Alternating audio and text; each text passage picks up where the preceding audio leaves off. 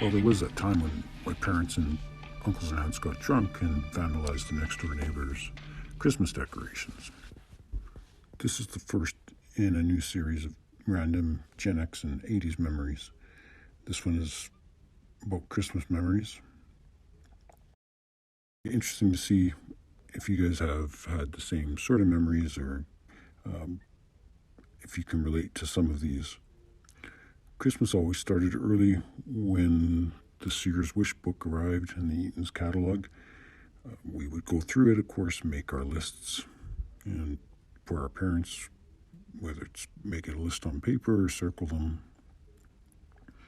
I also thought we were the only kids that were so bored before Christmas to do this, but recently I saw it in a movie or in another person's YouTube videos, but we would take the catalog and we would just play a game and we would just pass it around and we would open it to a random page and then everybody would pick which item they would most want to have for Christmas from that page, or we would close our eyes, pick a random page with our eyes still closed, point at something and see what we got randomly that would be for Christmas. So it was lame, but that's what passed for entertainment in the late 70s.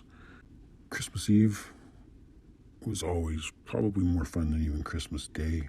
However, it did begin with church service, the candlelight service, which many of you probably remember. And honestly, of course, it was terrifying with the candles. So I don't know if it's just me or other people have these memories, but we would just get the candles. There would be no holder, and they would pass around. You would start to light and you would pass and you would light each other's candles. Well, this went on for 10, 15 minutes before they even got to Silent Night. And then they would, dim the lights and everybody would sing Silent Night. Well, as a 8 or 9-year-old kid holding this candle for 15 minutes and starting to drip down the sides, it was terrifying. You just had these images of dropping hot wax on your hand and then dropping the candle, and you're looking around, you're going, this is a 100-year-old church, wood, books in people's hands, carpet, and you're thinking this whole place could go up and it would be all my fault. So you kind of enjoyed it, but at the same time, you were pretty terrified. After church, we would go, so two sides of the family. Christmas Eve was the side of the family that was the more fun side of the family, was more the party. It was a late night for sure. We had to play with our cousins. We would go in the basement or whatever. One thing I remember for sure was when people ask you, what your favorite Christmas movies, and what comes to my mind isn't a Christmas movie, but it was Tom Sawyer. Memories distort over time, and it was probably only 2 or 3 years, but it seemed forever where every Christmas Eve we would watch that Tom Sawyer movie. I think it was the one from the 30s, but it was colorized, and it was always a scary part when they would go hunt for Injun Joe in the caves. I just remember that being terrifying when you were like 7, 8, 9 years old. So again, it sounds like Christmas was a terrifying time, but it wasn't, but it was fun, and those are definitely memories from the late 70s. People still have that tradition of opening one Christmas gift Christmas Eve. I remember my grandma would come in from out of town. It was the only time in the year that I would get to see her. So typically I would choose one of her gifts to open Christmas Eve. I remember one year getting this transistor radio. It was like round, almost looked like a Death Star. Used it all the time, and so the next year I wanted to open another one of her gifts to be my one gift. And it felt like some sort of baseball bat, like a little mini baseball bat, or like maybe a game. And so I was going to choose that one, and she was trying to talk me out of it, but it's like, nope, this is the one I'm going to open. And it ended up being a hairbrush with the back was shaped like a baseball bat. So that was a bit disappointing, but they did warn me.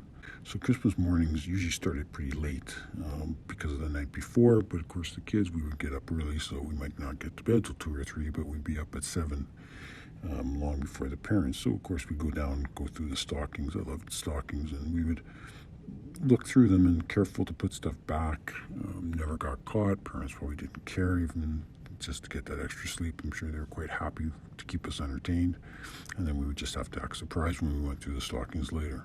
far as gifts were concerned, with opening that morning, my parents were always great gift buyers. If they bought me something on my list or off my list, it was always great.